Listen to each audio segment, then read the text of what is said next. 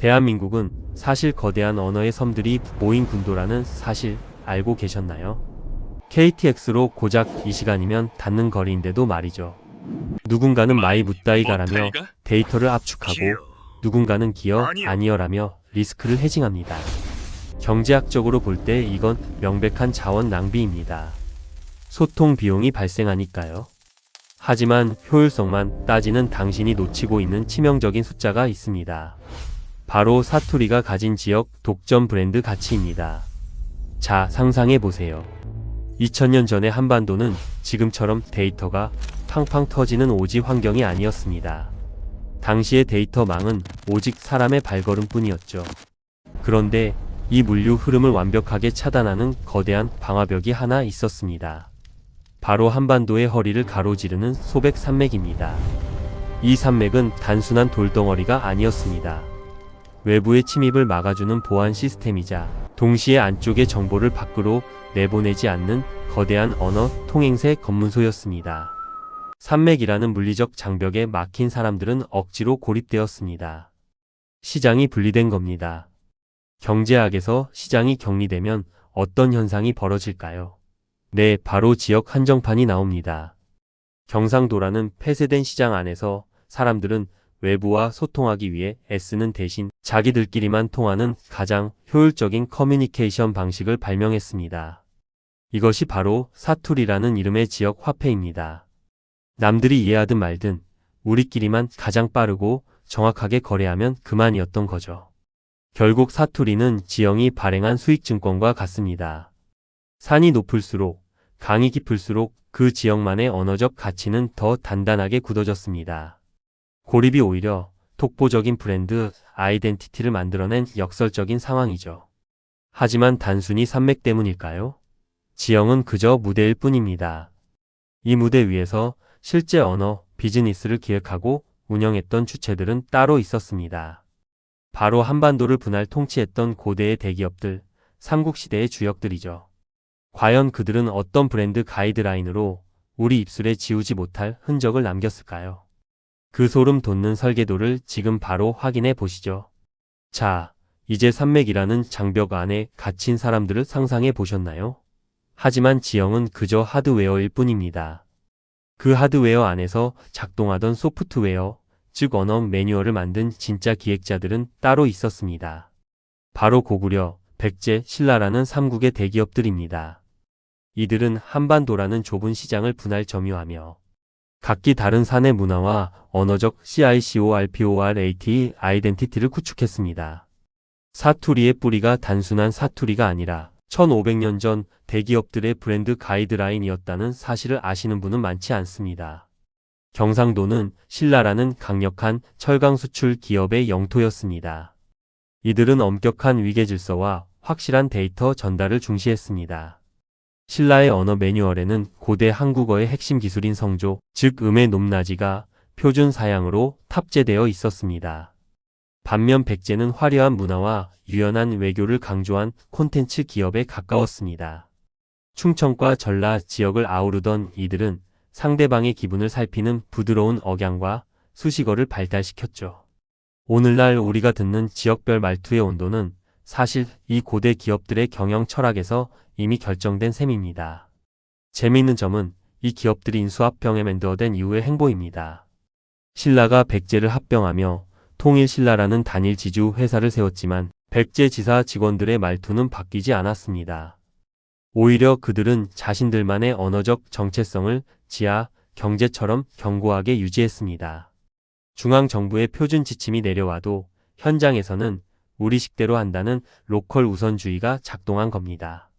수백 년간 이어진 이 브랜드 고집은 현대의 우리가 쓰는 단어 하나하나에 여전히 화석처럼 박혀 있습니다.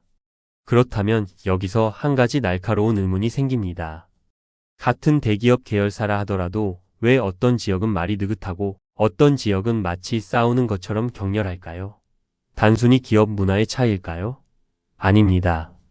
여기에는 철저하게 비용 대비 효율을 따지는 경제적 생존 전략이 숨어 있습니다.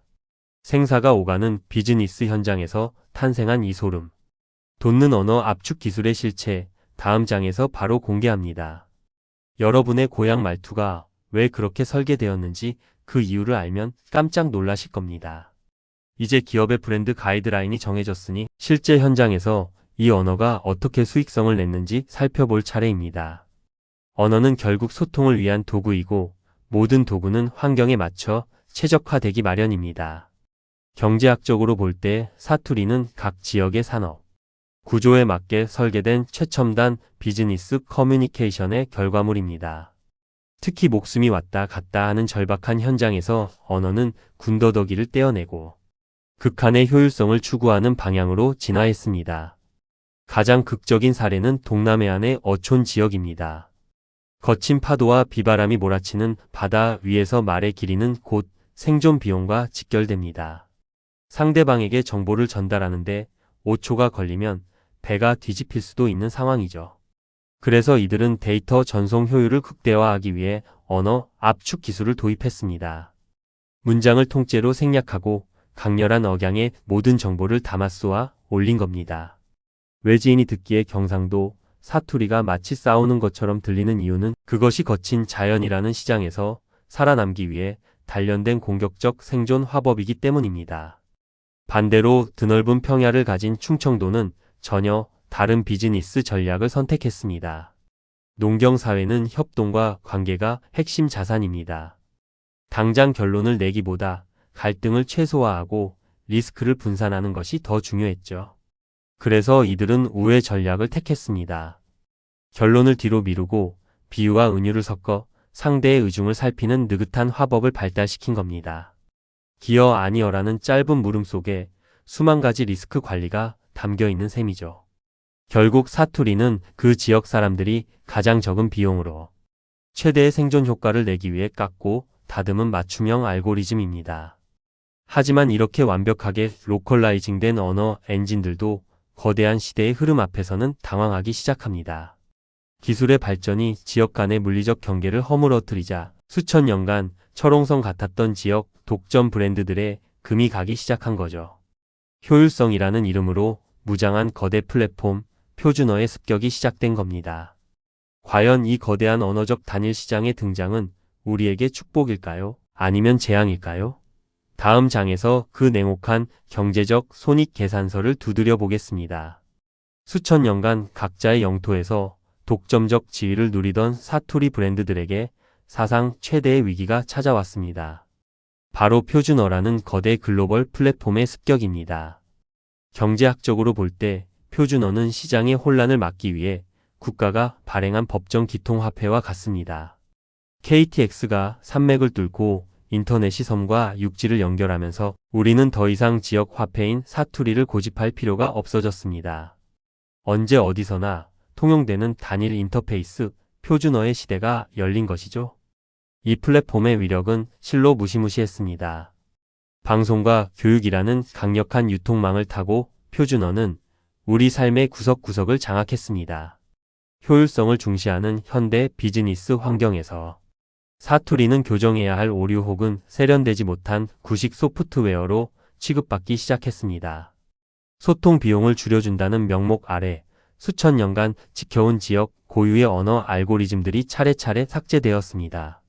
젊은 층을 중심으로 지역색이 옅어지는 현상은 마치 전 세계가 윈도우즈라는 단일 운영체제로 통합되는 과정과 흡사합니다. 하지만 효율성이라는 달콤한 사탕 뒤에는 냉혹한 손실이 숨어 있었습니다. 모두가 똑같은 표준 인터페이스를 사용하게 되면서 우리 언어 생활의 다양성, 포트폴리오는 급격히 단순해졌습니다. 지역마다 달랐던 섬세한 감정의 결, 그 지역의 공기와 온도를 담아내던 독특한 어휘들이 시장에서 퇴출당한 것이죠. 언어의 단일화는 소통의 속도를 높여주었지만 역설적으로 표현의 풍요로움을 앗아갔습니다.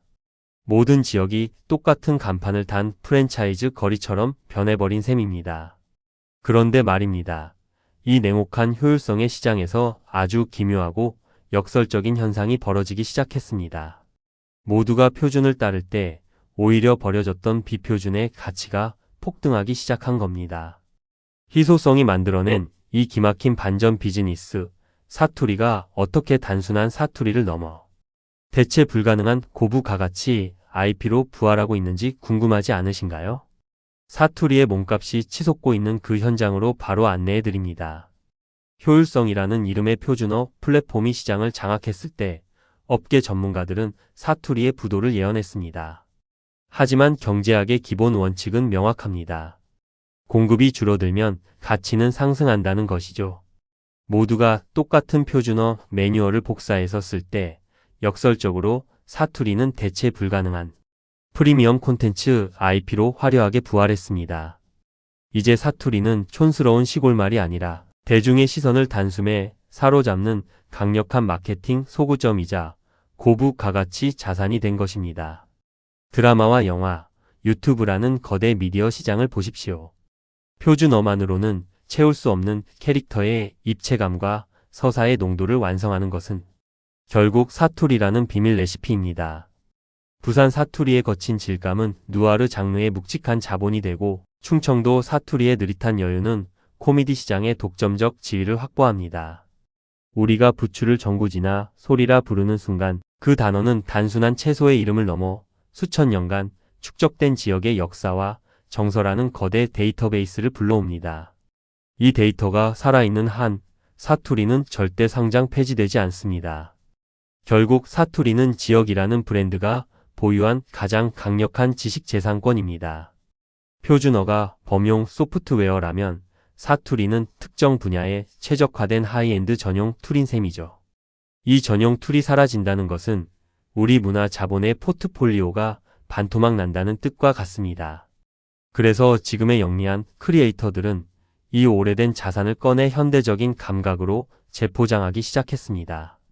가장 지역적인 것이 가장 세계적이라는 말은 단순한 슬로건이 아니라 실제 시장에서 증명된 냉정한 손익계산서의 결과입니다.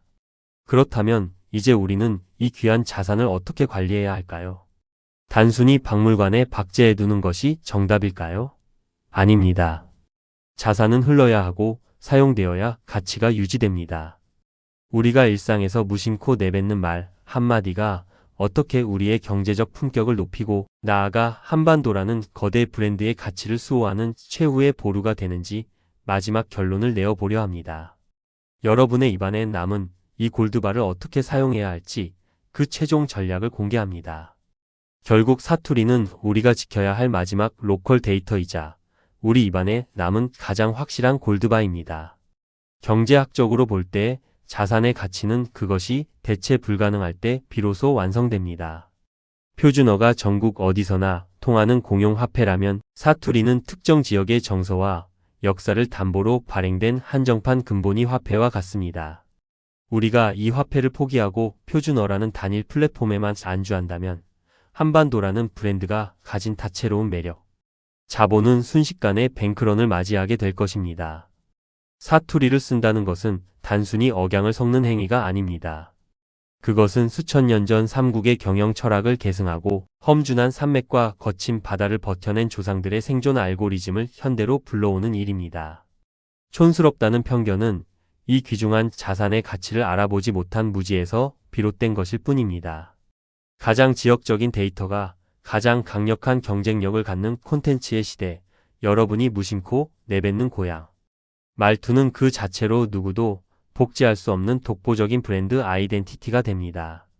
이제 이 오래된 미래를 부끄러워하지 마십시오.